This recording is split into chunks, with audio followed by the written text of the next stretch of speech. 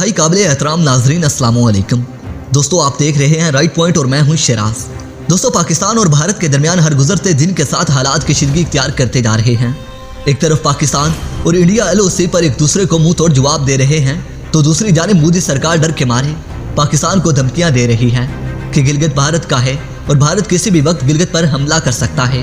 दोस्तों एक तरफ मोदी की बुज़दिलाना बदमाशियां तो दूसरी जानिब LOC पर पाक फौज भारतीय फौजियों को चुन चुन कर मार रही है। दोस्तों बॉर्डर के अलावा भी अब ये जंग सोशल मीडिया पर भी जारी है।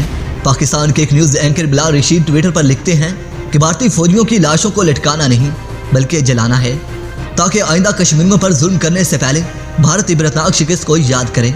दोस्तों एक और ट्विटर सारफ लिखते हैं कि भारतीय फौजियों को जंगल में लटकाया जाए ताकि जंगली जानवर इन्हें खा जाएं, क्योंकि पाकिस्तान ने भारत को कई मरतबा मुज़ाकरात की मेज़ पर लाने की कोशिश की मगर भारत है कि पाकिस्तान की इस कोशिश को बुज़दिली समझ बैठता है।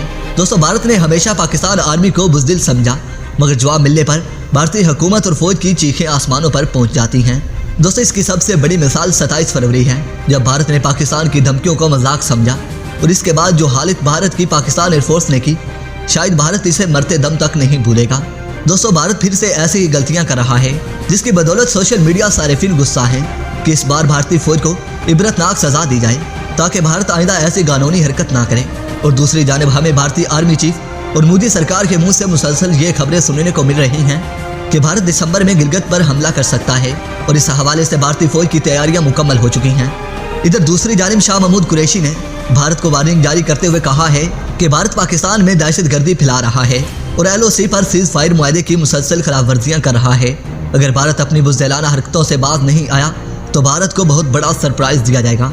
दोस्तों वीडियो पसंद आने की सूरत में इस वीडियो को लाइक कीजिए, दोस्तों से शेयर कीजिए और कमेंट सेक्शन में पाक फौज जिंदाबाद, पाक आर्मी पाइंदाबाद और अपने गुमनाम हीरोज़ के नाम नारा ज़रूर कमेंट कीजिएगा।